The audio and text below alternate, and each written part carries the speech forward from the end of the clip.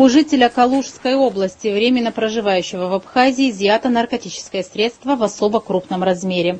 В городе Сухум по улице Папаскири в ходе реализации оперативной информации сотрудниками уголовного розыска УВД по городу Сухум по подозрению в незаконном приобретении, хранению с целью последующего сбыта был задержан гражданин Российской Федерации Бородко Андрей Анатольевич и доставлен в УВД по городу Сухум, где в помещении одного из служебных кабинетов был произведен его личный досмотр, в ходе которого у него были обнаружены и изъяты 12 свертков с веществом белого цвета. В последующем в городе Сухум по улице Папаскири в районе фуникулера было произведено обследование участков местности, где было обнаружено 2 свертка с содержащимся веществом белого цвета.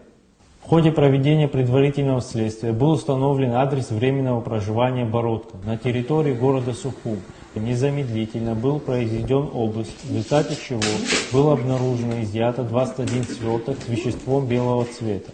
Согласно заключению эксперта ИКНЦ МВД РА, вещество, изъятое у Бородко, является наркотическим средством метадон, общая масса наркотического средства 30 грамм. В настоящее время гражданин Бородко заключен под стражу. Расследование уголовного дела, возбужденного в отношении последнего по признакам состава преступления, предусмотренного пунктом В, частью 3, статьей 224 Уголовного кодекса Республики Абхазия, проводит следственный отдел УВД по городу Сухум.